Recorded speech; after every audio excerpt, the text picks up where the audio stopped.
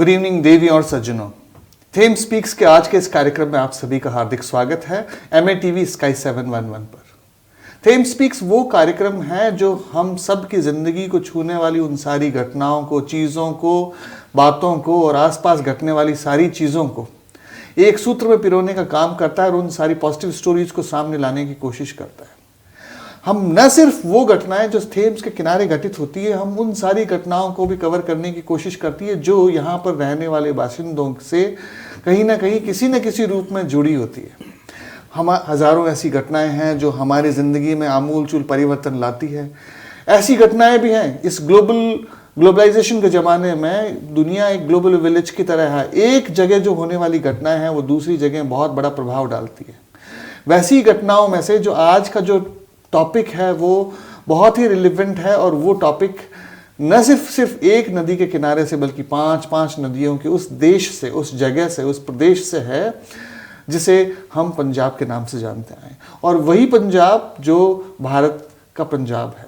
और उस घटना ने दुनिया के कई सेक्शंस में एक नई आशा की किरण और एक नई तरह की सोच और नई लहर को जन्म दिया। और उस लहर का जन्म का कारण राजनीतिक है। बट ये कारण राजनीतिक हो सकता है, बट उसके बहुत सारे सामाजिक, आर्थिक और दूसरे सारे पहलू होंगे। और आज के इस कार्यक्रम में हमारी जो प्रमुख चीज़ें हैं उनमें हमारे साथ दो बहुत महत्वपूर्ण गेस्ट हैं हमारे साथ, और दोनों महत्वपूर्ण गेस्ट उसी पंजाब से हैं। और दोनों बहुत मैं इन शब्दों में कहूँ कि दोनों खुद के क्षेत्रों में महारती हैं तो इसे मैं कम कहना चाहूँगा। लेकिन हमारे साथ मौजूद हैं आज श्री गुरपाल जी गिल और श्री कुलविंदर कुमार जी। मैं दोनों का तवारुफ आपसे कराऊँ। दोनों कुलविंदर जी बहुत एक सक्सेसफुल बिजनेसमैन है। स्पेशली मेरी नज़रों में वो एक डाइट केक के बहुत बड़े निर्माता हैं। और जो दूसरे वो साथ में रविदास जो संप्रदाय है उनसे जुड़े हुए हैं, अपनी बहुत सारी गतिविधियां चलाते हैं इंडो यूके एजुकेशन ट्रस्ट से। इंडो एजुकेशन यूके ट्रस्ट जो चैरिटी है उनसे जुड़े एक और है गुरपाल जी गिल साहब, जो खुद एक सक्सेसफुल व्यक्ति हैं बहुत सारे क्षेत्रों में। वो बिल्डिंग में सक्सेसफुल आदमी है। वो अब उनका जो हेल्थ और केयर का जो कार्यक्रम है उसके अंदर वो बहुत सारे सक्सेसफुल आदमी हैं। लेकिन मुझे जो उनकी सबसे बड़ी चीज़ ने जिसने प्रभावित किया वो ये था कि वो न सिर्फ खुद सक्सेसफुल हैं बल्कि कई सारे लोगों को मेंटर करने का काम करते हैं। तो इन दोनों महानुभावों का आज इस कार्यक्रम में हार्दिक स्वागत है। Welcome to the Thames Speaks program. Sir, welcome. We are very delighted to be part of this Theme Speak कार्यक्रम. It is amazing how Hardeep ji has brought all the communities together to present the forward, positive looking focus to take us all forward. He is talking about Punjab today. In Punjab today we are so excited and so delighted that the Chief Minister of Punjab has been appointed from the working diaspora. And to uplift the working diaspora of any community, whether it's Europe, UK or India, it is the core, it's the heart of the country. When you get the heart of the country pumping right, you will get the country becoming successful. And that's what's happened in Punjab today. That's what makes us so excited. So जो बहुत सारा जो enthusiasm है और जो बहुत सारा जो एक्साइटेशन है उसके बहुत सारे रीजंस हैं। और ये जो आज का कार्यक्रम है वो इसलिए भी है क्योंकि मैंने देखा कि बहुत सारे समुदायों में जो राजनीतिक परिवर्तन हुआ है, जो नए CM आए हैं चरणजीत सिंह चन्नी, स्पेशली क्योंकि 2-3 साल पहले वो यहाँ पर एक ट्रिप किया उन्होंने। यहाँ बहुत सारे लोगों से पर्सनली मिले, उनसे उनके व्यक्तिगत ताल्लुकात हैं और इसलिए लोगों का खुश होना स्वाभाविक है, उनमें उत्सुकता होना स्वाभाविक है, उनमें एक आशावाद होना बहुत स्वाभाविक है। सो इन सारी चीज़ों को मेरा पहला सवाल है कुलविंदर जी से कि इस परिवर्तन को, इस चेंज को आप किस नज़रिए से देखते हैं? ओके, पहले तो जय गुरुदेव एंड सबसे पहला तो चरणजीत चन्नी जी ਨੂੰ ਮੇਰੇ ਵੱਲੋਂ ਬਹੁਤ ਮੁਬਾਰਕਾਂ। ਪਰਮਾਤਮਾ ਨੇ ਉਹਨਾਂ ਨੂੰ ਬਹੁਤ ਹੀ ਵਧੀਆ ਪੋਜੀਸ਼ਨ ਦਿੱਤੀ ਹੈ ਜੋ ਕਿ ਹੀ ਡਿਜ਼ਰਵ ਦੈਟ। ਤੇ ਬਾਕੀ ਸਾਰੇ ਹੀ ਆਪਣੇ ਇੰਡੀਆ ਵਾਲੇ ਸਾਡੀ ਕਮਿਊਨਿਟੀ ਸਾਰੀ ਸੁਸਾਇਟੀ ਵੱਲੋਂ ਸਾਰਿਆਂ ਨੂੰ ਬਹੁਤ ਬਹੁਤ ਵਧਾਈਆਂ ਐਂਡ ਫਰੋਮ ਮਾਈ ਫੈਮਿਲੀ। ਤੇ ਸੇਮ ਟਾਈਮ ਜਿਹੜੀ ਮੇਨ ਗੱਲ ਹੈਗੀ ਆ ਕਿ ਆਪਾਂ ਨੂੰ ਬਹੁਤ ਹੀ ਐਜੂਕੇਸ਼ਨ ਦੀ ਸਕੂਲ ਦੇ ਇੰਡੀਆ ਦੇ ਵਿੱਚ ਐਜੂਕੇਸ਼ਨ ਦੀ ਲੋੜ ਹੈਗੀ ਆ ਬੱਚਿਆਂ ਨੂੰ। ਤੇ ਜੋ ਕਿ ਮੈਂ ਇਹਨਾਂ ਨੂੰ ਰਿਕੁਐਸਟ ਵੀ ਕਰਦਾ ਚੰਨੀ ਜੀ ਨੂੰ, ਪਲੀਜ਼ ਤੁਸੀਂ ਉਹਦੇ ਉੱਤੇ ਬਹੁਤ ਜ਼ਿਆਦਾ ਖਿਆਲ ਦੇਣਾ ਔਰ ਇਹ ਤੁਹਾਡੀ ਡਿਊਟੀ ਵੀ ਬਣਦੀ ਆ ਤੇ ਸਾਡੀ ਇੱਕ ਰਿਕੁਐਸਟ ਵੀ ਆ। ਤੇ ਜਿੰਨੇ ਵੀ ਗਰੀਬ ਫੈਮਲੀਆਂ ਹੈਗੀਆਂ ਉਹਨਾਂ ਨੂੰ ਤੁਸੀਂ ਜ਼ਰੂਰ ਵੱਧ ਤੋਂ ਵੱਧ ਮਦਦ ਕਰੋ ਤਾਂ ਕਿ ਉਹਨਾਂ ਨੂੰ भी सहारा मिल सके। तो यस, थैंक यू।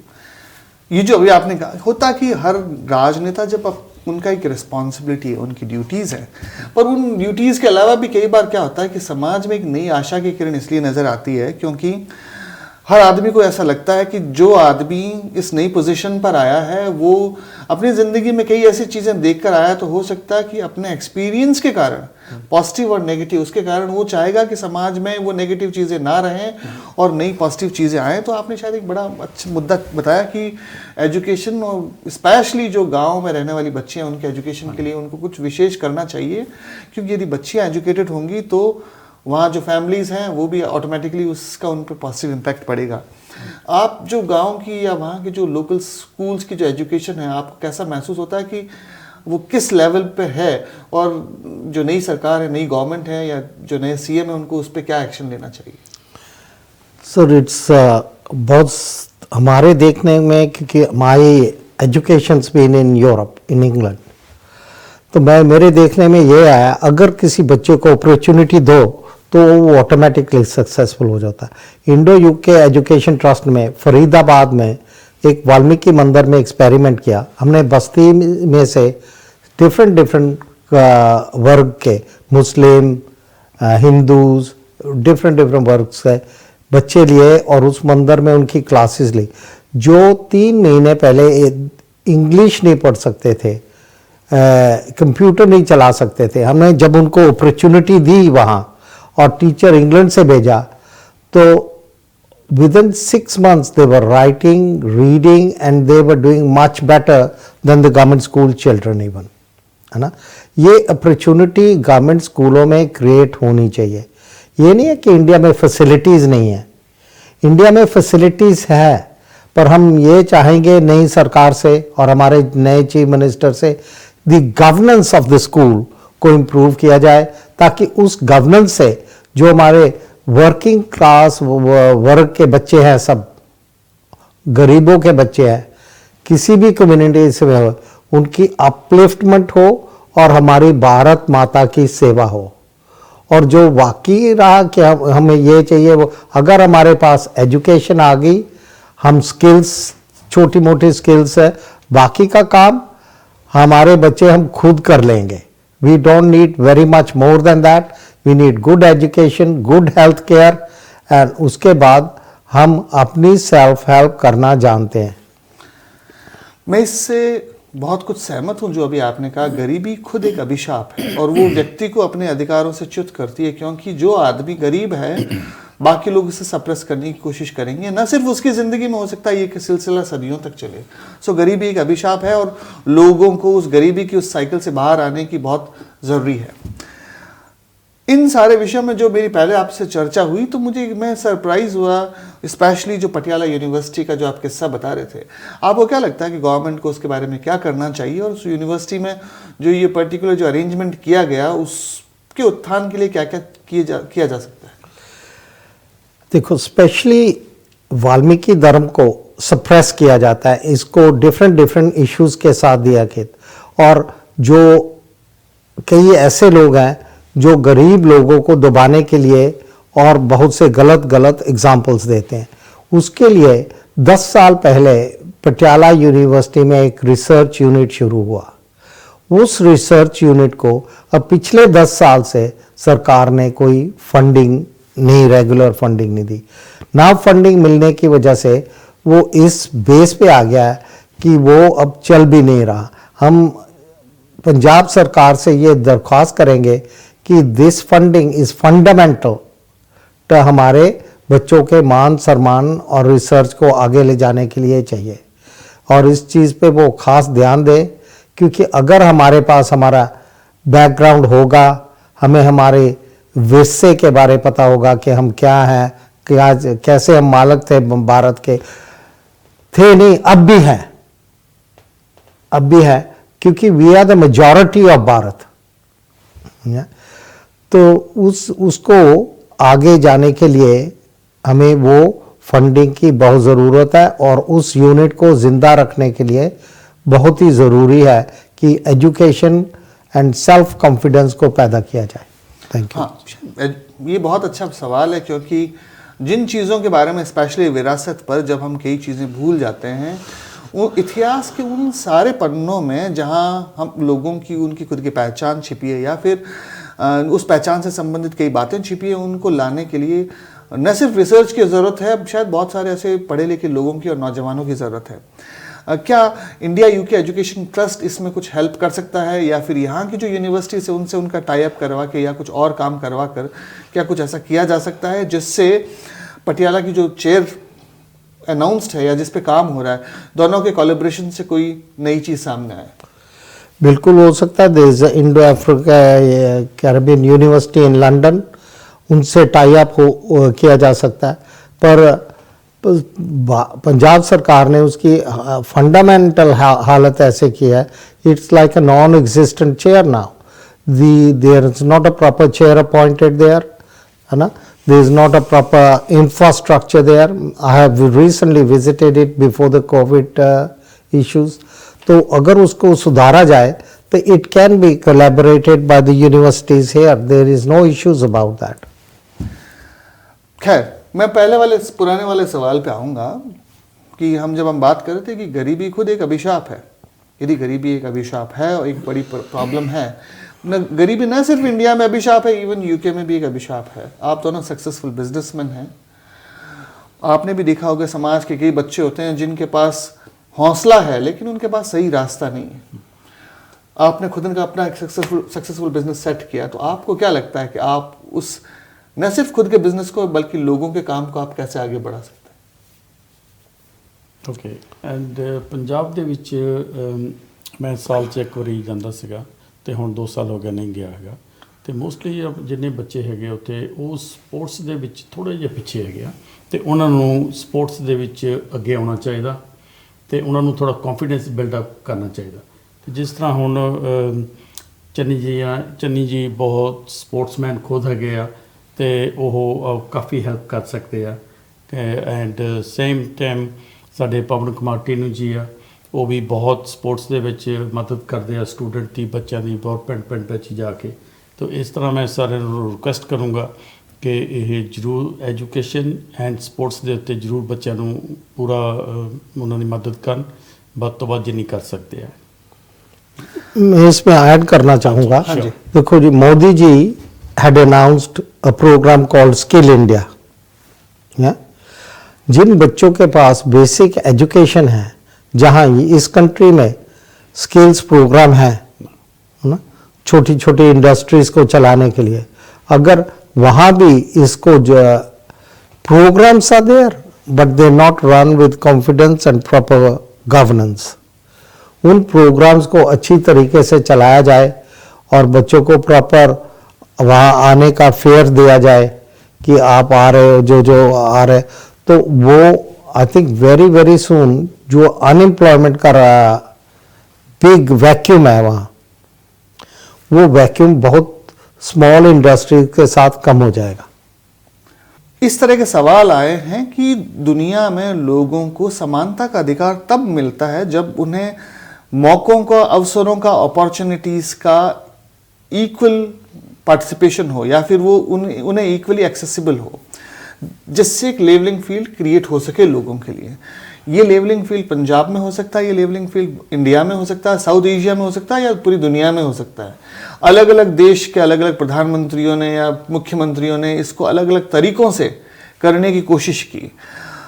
इस तरह की क्या कोशिशें हैं कि जिन्हें हम यदि करें आज, तो भविष्य के अंदर हम या जो नई सरकार आई है वो वहाँ पर एक लेवलिंग फील्ड क्रिएट करने की कोशिश कर सकती है? देखो, लेवलिंग फील्ड यहाँ भी हमारे प्राइम मिनिस्टर करने की कोशिश कर रहे हैं।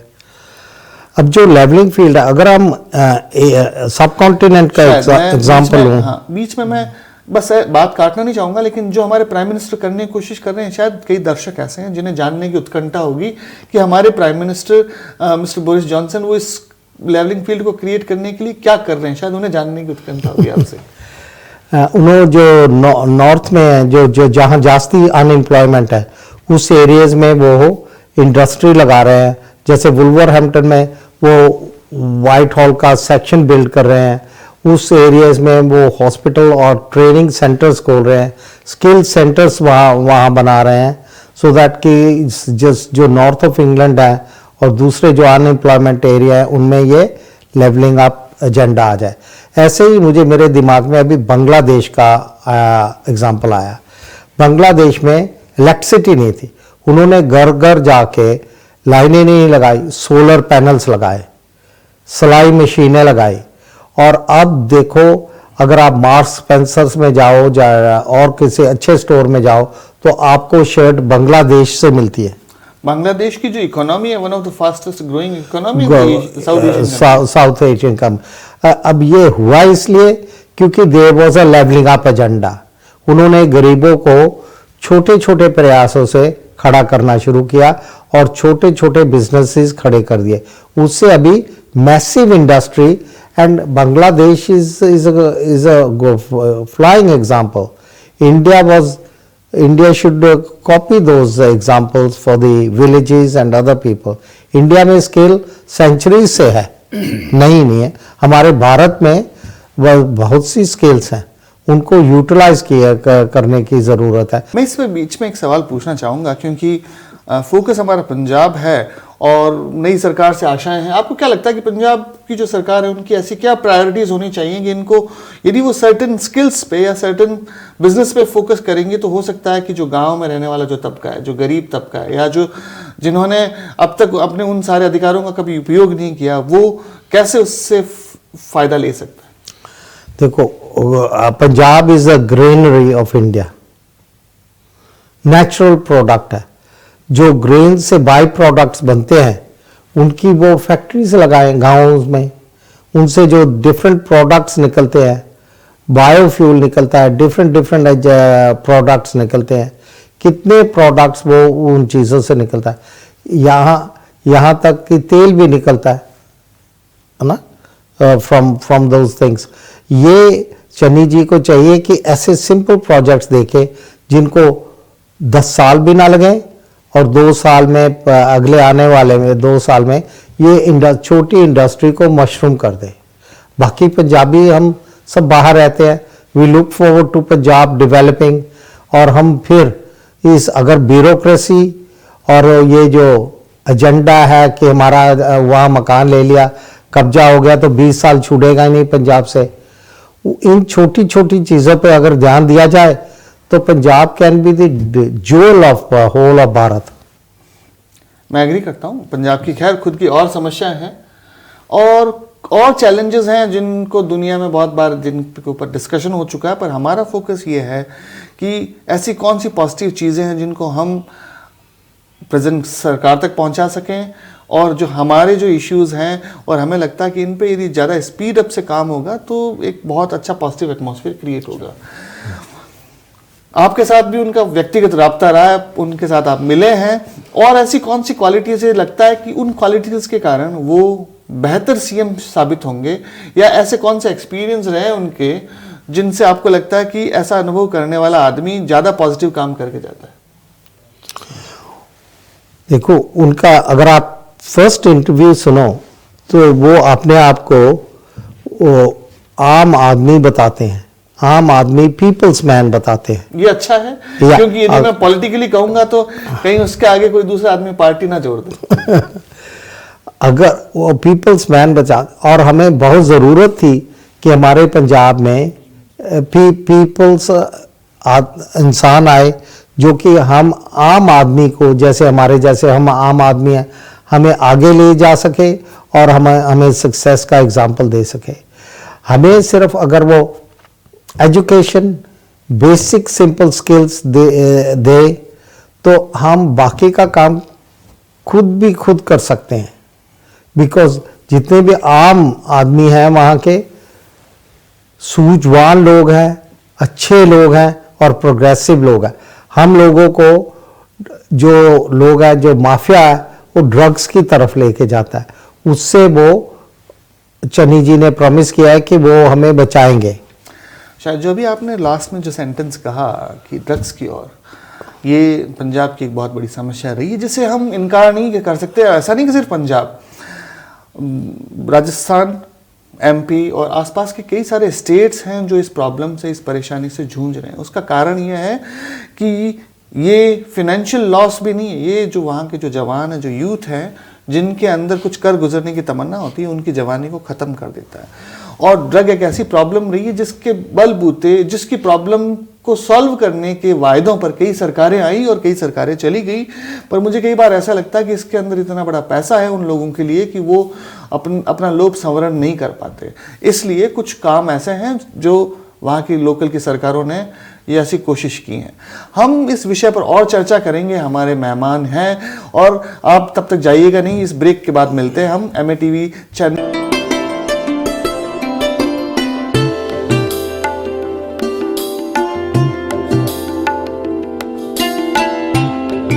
देवियों और सज्जनों, welcome back to Thames Speaks on MATV Sky 711।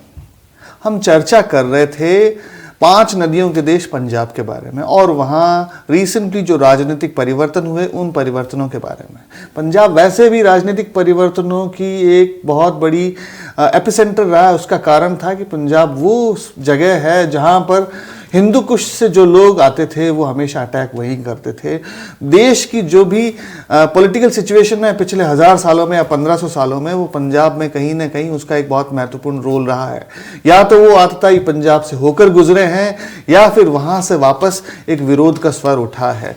इस स्वर को कई सालों पहले मैं कह सकता हूं कि कांशीराम जी ने बहुत अच्छे से समझा। शायद जो दर्शक हैं उनमें से कई दर्शक नहीं जानते हैं कि कांशीराम जी की कर्मभूमि यूपी रही है, क्योंकि उनका जो एक्सपेरिमेंट था, उनका सबसे पहला फ्रूट उन्हें उत्तर प्रदेश में मिला, पर वो बेसिकली थे पंजाब से। पंजाब में मजहबी सिखों का एक बहुत बड़ा तबका है, जिसे कह सकते हैं जो 30% से ऊपर तबका है। और मजहबी सिखों को यूनाइट करके वो एक बहुत बड़ा मूवमेंट चलाना चाहते थे, पर वो अपने जीवन काल में ऐसा कर नहीं पाए। पर मैं कई न्यूज़ चैनल्स में, कई न्यूज़ रिपोर्ट्स में आप देखता हूं कि वो ऐसा कोट कर रहे हैं कि उन्हें ऐसा लगता है कि शायद जो कांशीराम जी चाहते थे वो अब शायद कांग्रेस ने थोड़ा सा उसकी तरफ कुछ कदम बढ़ाए हैं। खैर, ये सब राजनीतिक बातें हैं और राजनीतिक बातों में हर आदमी का अपना एक मत होता है, जिससे हम कह सकते हैं कि जैसे खुशवंत सिंह ने कहा कि हो सकता है मैं आपके विचारों से सहमत ना हूं, पर मैं आपके विचार प्रकट करने की जो आपका जो अधिकार है उसकी रक्षा हमेशा करूंगा। अब मैं उन्हीं अधिकारों के बारे में बात करूं तो आज हमारे बीच में एक और बहुत ज़बरदस्त गेस्ट हैं जो federation of Ambedkarites and Buddhist organisms के हेड हैं। और इसके अलावा अम्बेडकर और बुद्धिज़्म पे जो उन्होंने अपने ऑर्गेनाइजेशन के थ्रू काम किया वो बहुत रिमार्केबल हैं और बहुत सोशल सर्कल्स में लंदन में काफ़ी पॉपुलर हैं। मैं वेलकम करना चाहूँगा आज हमारे गेस्ट गौतम जी चक्रवर्ती का। Gautam ji, welcome to this programme. नमस्कार भाई और बहनों, मुझे बहुत अच्छा लगा MATV पर आते हुए। और भाई हरिंदर जोधा के बारे में कई दफ़ा सुना भी था और कई दफ़ा निमंत्रण भी दिया था कि कभी आप हमको भी दर्शन दीजिए और हमारे साथ भी जुड़ते रहिए। और आज एक ऐसा मौका मिल गया कि हमारे पंजाब में हमारे जो भाई साहब जो है अभी CM बने हैं और काफ़ी चर्चा मीडिया में और जगह जगह पर भी चल रही है, और इसी सिलसिले में कुछ बातें हो जाए, इस तरह से मुझे हमारे भाई गुरपाल जी गिल साहब ने बोला कि हमको जाना है, तो हमने कहा क्यों नहीं, हम अवश्य जाएंगे। और आज हम इधर पहुंच गए। पहले तो हम बहुत बहुत बधाई देते हैं हमारे पंजाबी भाई लोगों को और ख़ास तौर हमारे पूरे भारतीय जन को कि जो इतने जुस्से में है, इतने कि जैसे पंजाबी जैसे भांगड़ा डांस में और जिस तरह से अपना जो जुस्सा होता है पंजाबियों का, तो इस तरह से ये जो पंजाबी फूड का कहो, पंजाबी हॉस्पिटलिटी का कहो, पंजाबी मनोरंजन का कहो, कहाँ से शुरू किया जाए और कहाँ से बंद किया जाए, तो उसमें खास एक बहुत बड़ा उतर चढ़ाव जैसे हरिंदर जी ने बताया कि एक बहुत ही मायना रखता है ये हमारे पंजाब खास तौर पर, कि पंजाब के जो बातें होती है, पंजाब का जो काम होता है, उसके पूरे भारत पर कहाँ न कहाँ इसका जो इफ़ेक्ट और असर होता ही होता है। आपने सही कहा कि पंजाब के जो बारे में जो कुछ होता है उसका जो उतार चढ़ाव, उसका जो भी कुछ कहो, वो आगे लोग हमेशा मायना रखते हैं। ठीक है, थैंक यू। लेकिन कुछ ऐसी बातें हैं, जैसे मीडिया में मैंने अभी कहा कि कुछ मीडिया हाउसेस ने ऐसा कहा कि पंजाब को पहला दलित मुख्यमंत्री मिला, कुछ ने कहा कि ये कांग्रेस का एक बहुत बड़ा मास्टर स्ट्रोक है जिसके कारण वो अपनी जितनी भी कास्ट और बाकी जो इक्वेशंस हैं उन सबको सुधार लेगी और कई राज्यों में इसके इफेक्ट पड़ेंगे। और कई लोगों ने ऐसा कहा कि जो चरणजीत सिंह चन्नी हैं वो 1 साल के मुख्यमंत्री हैं और उसके बाद हो सकता है कि वो उन्हें चेंज करने की संभावना है। और कई रिपोर्ट्स ने ऐसा भी कहा कि शायद कांग्रेस उन्हें लंबे समय तक रखेंगे, मीन्स न सिर्फ इस कार्यकाल में बल्कि अगले कार्यकाल में भी जब वो चुनाव जीत जाएंगे। आप इन सारी जो मीडिया में जो आ रही खबरें हैं उनको किस नज़रिए से देखते हैं, और जो वर्तमान मुख्यमंत्री हैं उन वहाँ पर उनकी कार्यशैली पर आप क्या सोचते हैं? हम तो डेफिनेटली पॉजिटिवली थिंक करते हैं और सोचते हैं। जिस तरह से ये ऐसे ही कोई चीफ मिनिस्टर नहीं बन गए हैं, बहुत ही काबिलियत है और बहुत ही माने आप स्पोर्ट्स में कहो, आप अपने आप पहले एलएलबी हुए और फिर उसके बाद में वो एमबीए भी हुए और अभी अभी मैंने पढ़ा कि वो पीएचडी के लिए थीसिस भी सबमिट किया है और बहुत जल्दी वो डॉक्टरेट भी हो जाएंगे, डॉक्टर चरणजीत साहब भी हो जाएंगे। तो ये सब चीज़ें कोई ऐसे आराम से नहीं हो जाती है और वो अपने जैसा बैकग्राउंड है और जिस तरह से लोगों के साथ जो काम करते रहे और टेक्निकल एजुकेशन मिनिस्टर रहे और वो बहुत सारे लोगों के साथ जिससे से और जिस तरह से जो वहाँ से हमको फीडबैक मिलती है पंजाब से, तो उससे लगता है कि डेफिनेटली वो बहुत कुछ काम करेंगे। मुझे यहाँ हरदेव साहब 52 ईयर्स हो गया और मेरा जो ज़्यादा से ज़्यादा काम रहा आम्बेडकर राइट्स और बुद्धिस्ट एक्टिविटीज़ के साथ, ज़्यादा से ज़्यादा जो मुझे काम करने का जो मौका मिला तो हमारे पंजाबी भाई लोगों के साथ रहा।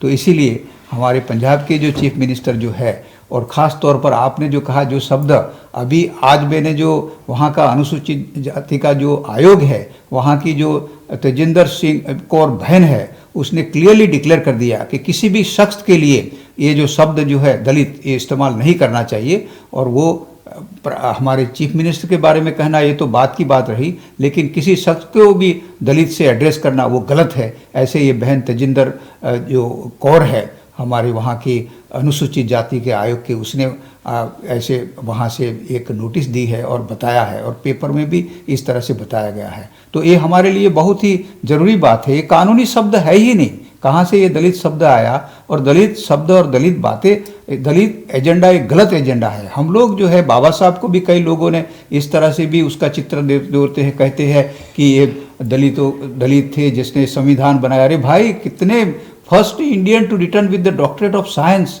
From London School of Economics, वो है दुनिया की विश्व की सबसे बड़ी जो है वो यूनिवर्सिटी है जो लंदन स्कूल ऑफ इकोनॉमिक्स, वहाँ से डॉक्टरेट ऑफ साइंस। और लोगों ने ये भी लिखा है कि perhaps he was the first Indian to return with the doctorate of science from London School of Economics. तो कहने का मतलब ये है कि ये जो दलित शब्द की बात जो हरदेव साहब आपने जो कहा वो सही कहा। इसमें से हमने ऊंचे उठना है, एक दायरे में नहीं रखना है, क्योंकि ऐसे पिंजरे में रख के बाबा साहब को पिंजरे में रख देंगे, ऐसे हमारे नए जो चीफ मिनिस्टर बने हैं चरणजीत साहब, उसको हम ऐसे पिंजरे में रख देंगे, तो ये बात बनने वाली नहीं है। मेरा कहना तो ये है।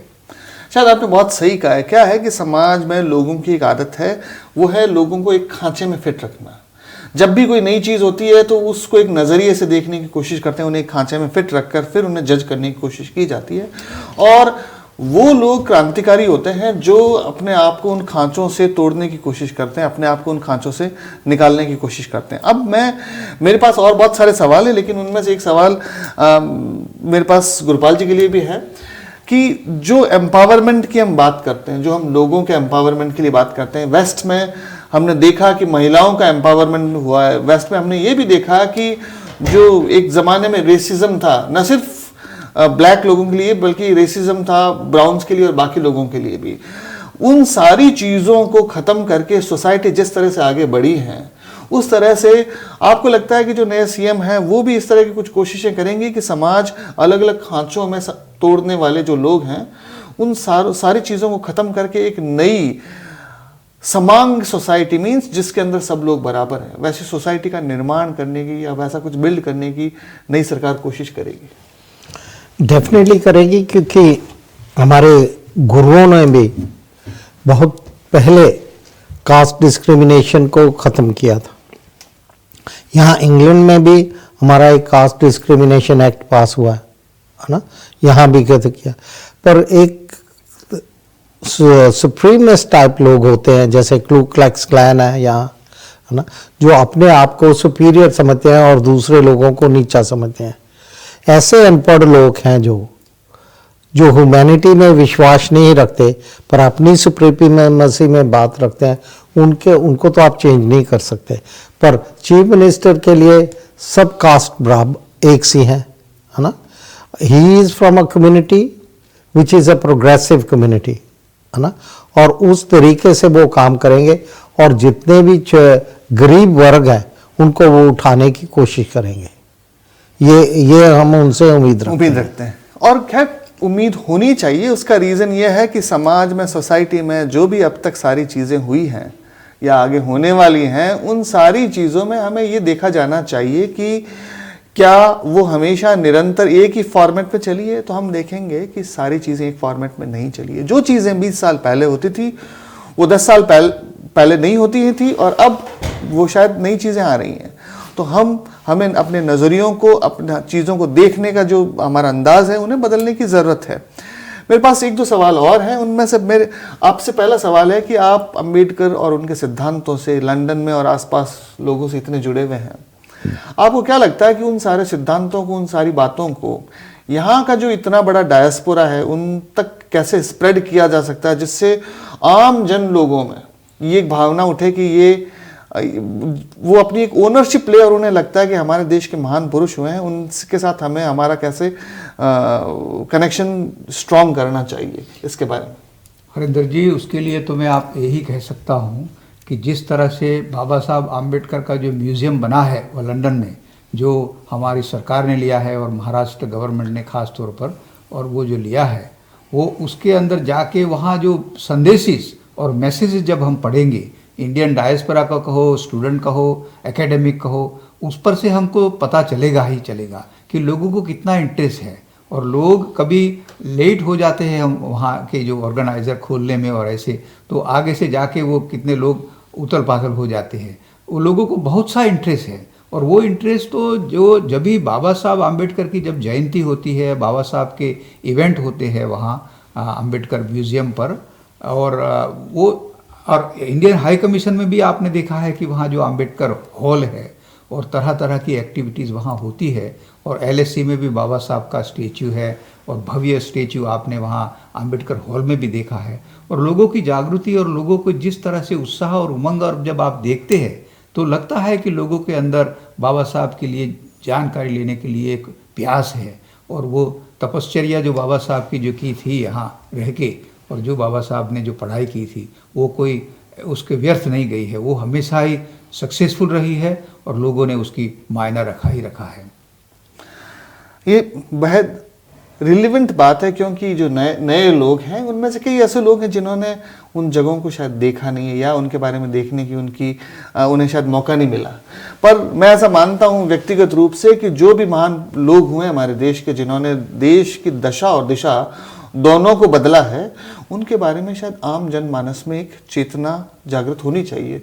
उन्हें उन जगहों से और उन सिद्धांतों से एक जुड़ाव होना चाहिए। मेरा सवाल गुरुपाल जी आपसे है कि ऐसी कौन सी बातें हैं जो बहुत हो सकता है आपके दिल के करीब हों, जो भगवान वाल्मीकि से हों या इतने सारे जो 10 गुरु हैं, उनसे ऐसी कौन सी चीज़ है जो आपको लगता है कि ऑडियंस को वो बताई जानी चाहिए, जिनको सुनने से ऑडियंस का खुद का नॉलेज एनहेंस होगा और उन्हें लगेगा कि कई ऐसी चीज़ें हैं जो हमने पढ़ी नहीं है, या कई ऐसी बातें हैं जो या तो हमने व्हाट्सएप यूनिवर्सिटी में कहीं पढ़ ली जो एकदम फेक और फर्जी है, बट एक्चुअल में स्थिति कुछ और है। तो ऐसी कोई एक या दो बात जो आप लोगों से शेयर करना चाहेंगे? मैं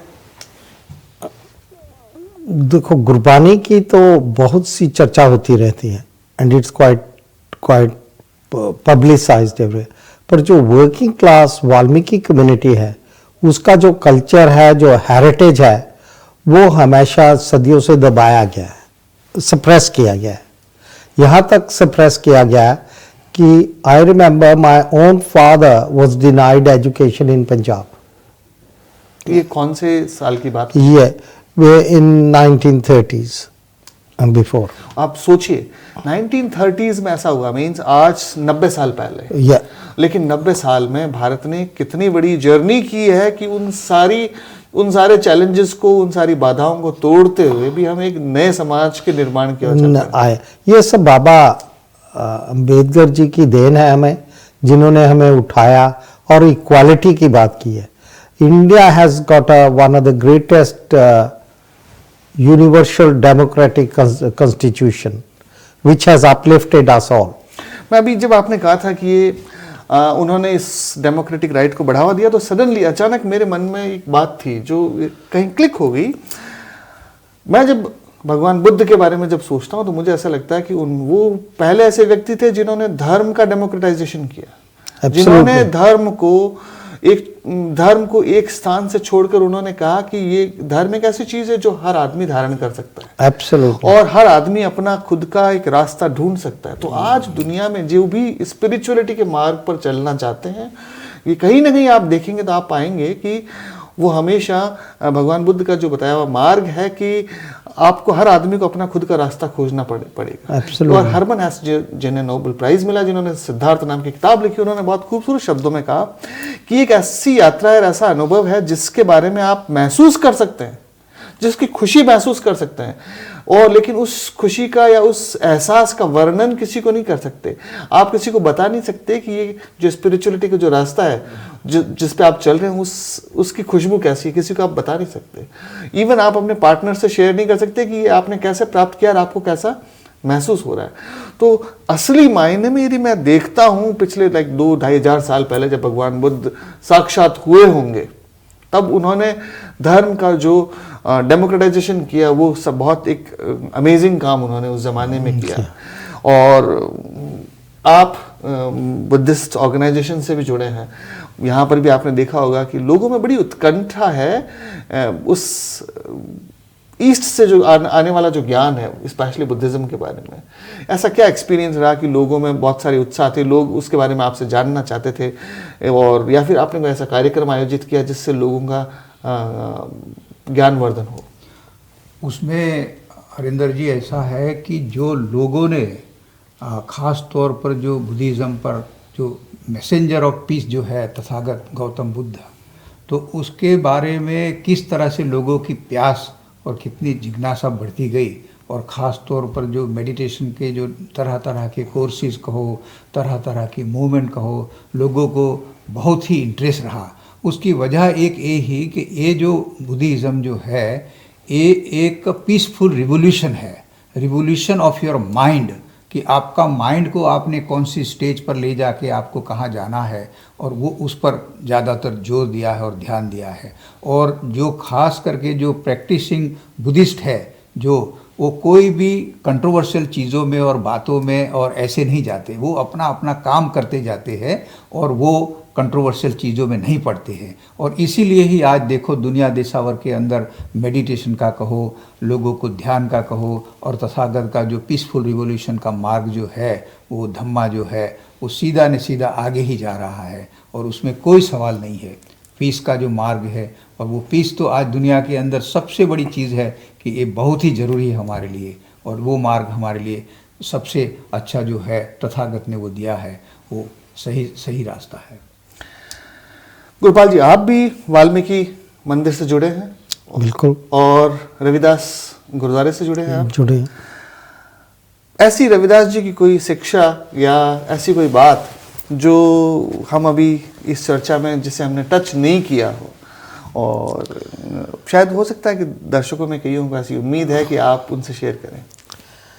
देखो, इक्वालिटी का मार्ग सबने सिखाया है ना, और इक्वालिटी जब इंसान को मिलती है तो वो सबसे आगे जाता है।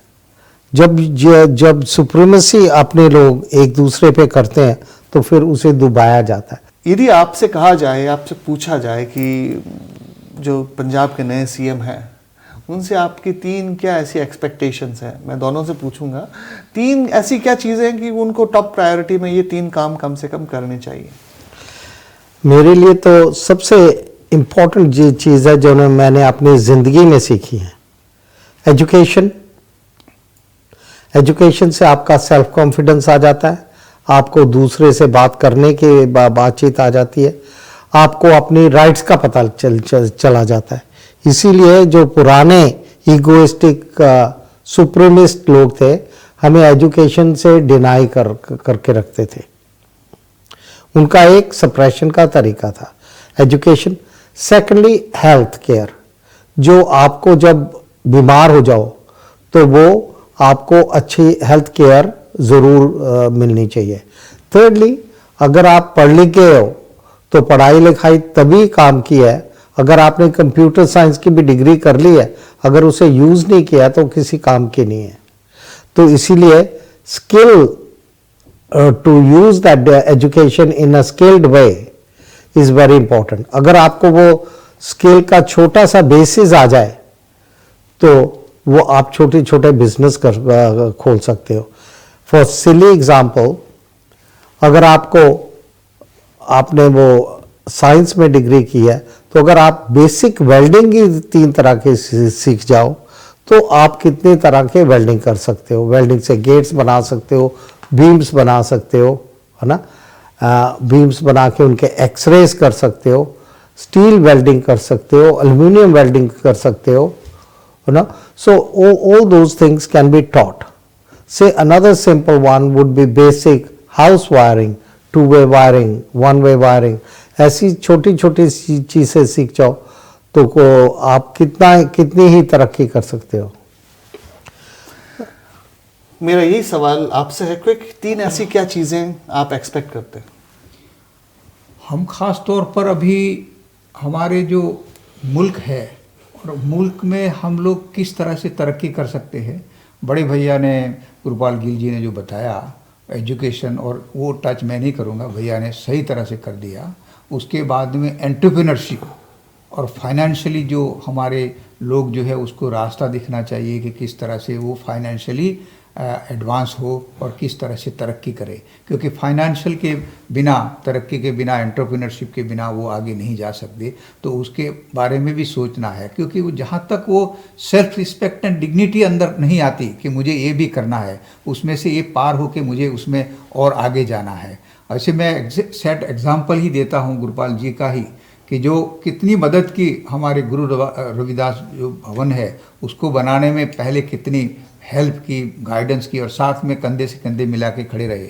इसी तरह से अपने मंदिर को भी इस तरह से, जो वाल्मीकि मंदिर है अभी वो चैलेंज करके कहते हैं कि 200 ईयर्स के उसकी गारंटी है, इतना अच्छा टॉप में टॉप मटेरियल इस्तेमाल किया है और अपने आप वो बिल्डर है, ऐसे उसने काम किया। जो अपनी टैलेंट थी, अपने जो वहाँ से अफ्रीका से वो सीख के आए थे और यहाँ भी पढ़ाई की और यहाँ जो काम था वो इधर वो करके दिखाया। इस तरह से अभी हमारे मुल्क के अंदर जो कुछ है, पंजाब के खास तौर पर वहाँ ही उसमें बात करेंगे कि हमारे मुल्क के अंदर जो हमारे भाई लोगों को किस तरह से आगे लाया जाए, किस तरह से हमारे नौजवानों को बाहर भी, जिसको टैलेंटेड है उसको बाहर भी पढ़ाई के लिए क्यों नहीं दिया जाए, इसको अवॉर्ड दिया जाए, उसको एनकरेज किया जाए। तो वो सब चीज़ें वो पहले ही कर चुके हैं हमारे ये चरणजीत साहब, तो उसने ये आगे तरक्की और एवेन्यूज़ खोलना है और जाना।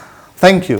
हमारे पास और भी बहुत सारी चीज़ें हैं, बहुत सारे सवाल हैं, पर कई बार ऐसा लगता है कि समय कम है, बातें बहुत हैं। मैं आज जो हमारे दोनों महानुभाव गेस्ट हैं, गुरपाल जी गिल और गौतम जी, मैं दोनों से इजाज़त चाहूँगा। दोनों को बहुत बहुत शुक्रिया, आपने हमें आज ज्वाइन किया। हम आशा करते हैं कि अगली बार हम कोई किसी नए टॉपिक पर इनसे चर्चा करेंगे, कहीं गहन चिंतन मनन, हो सकता है स्पिरिचुअल जर्नी पर इन पे एक साथ कोई कार्यक्रम करेंगे, ऐसी मेरी अपेक्षा है। तब तक आप सबसे इजाज़त, आज के लिए बस इतना ही। Thank you.